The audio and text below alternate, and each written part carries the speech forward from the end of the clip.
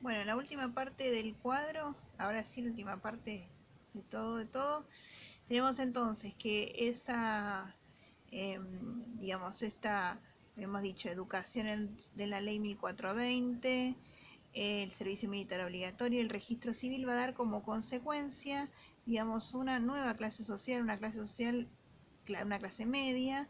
Es muy conocida la frase de aquel momento que se decía mi hijo el doctor. ¿Por qué? Porque muchas veces era el inmigrante que ellos no sabían leer y escribir, como dijimos hace un ratito en otro video, y el hijo logra el ascenso social tan deseado por su padre, ¿sí? Es profesional, muchas veces, por eso es que el tema de mi hijo el doctor. Bueno, esta clase media, que tiene conciencia de clase, va a ser aquella que va a reclamar derechos políticos, ¿sí? Lo va a hacer eh, a principios del siglo XX, un poquitito más para acá también, y primero creando la Unión Cívica y después la Unión Cívica Radical, que va a dar como presidente a Hipólito Yrigoyen. Recuerdan que esto se logra gracias a la ley Sáenz Peña, ¿sí? Por lo cual el voto va a ser obligatorio para los hombres mayores de 18 años, ¿sí? Con mayoría, y bueno, y este primer intento de presidencia fue positivo, pero ¿cuál fue el problema de Irigoyen? Que tenía a todo el marco conservador, cámaras de orden conservadora, y por otro lado tenemos que ya algunas manifestaciones de tipo populares para defender derechos obreros, como por ejemplo el tema, pero eh, que tienen más que ver con digamos, cuestiones de peones, digamos, y de una muy incipiente industrialización acá en Buenos Aires.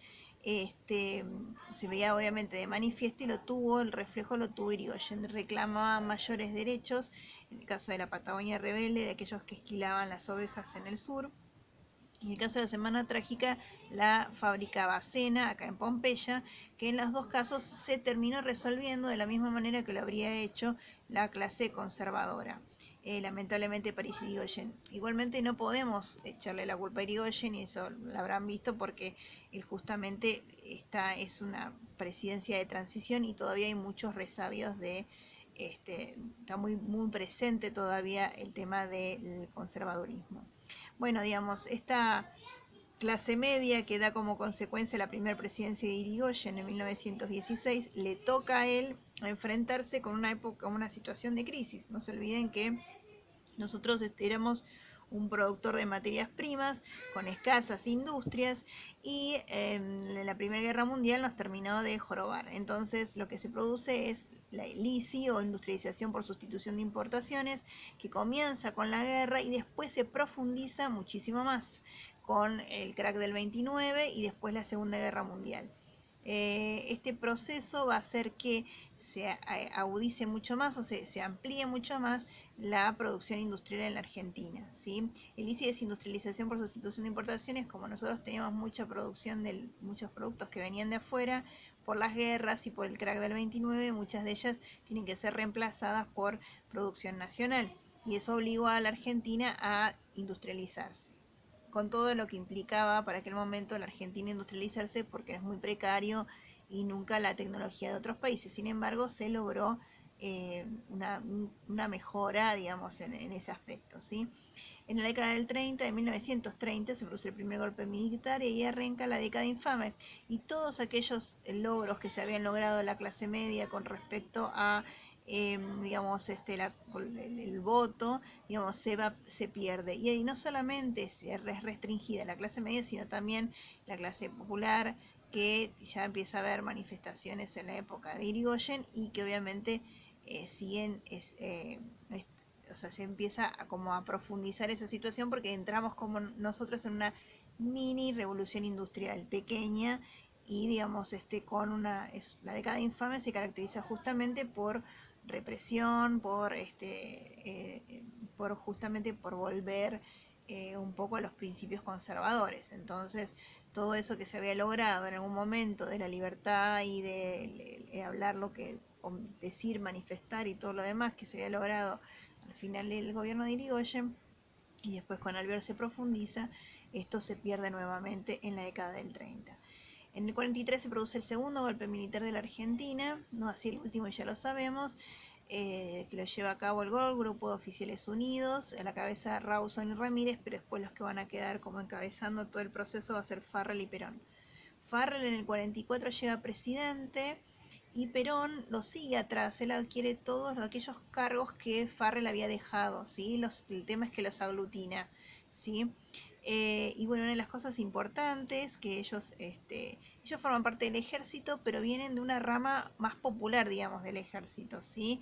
Que se había logrado años antes, digamos, justamente con el tema de el servicio militar obligatorio y con los permisos, las facilidades que se habían logrado también durante el gobierno de Irigoyen.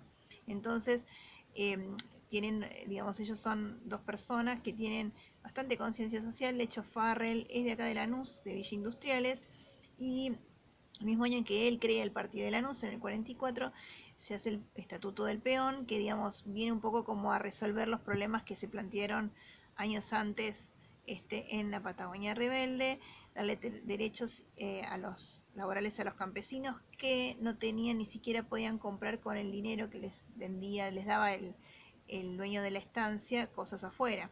Vivían en situaciones paupérrimas, casi de esclavitud. Entonces, en el 40 y votaban lo mismo que el dueño de la estancia. Por eso es que el Estatuto de Peón va a ser revolucionario.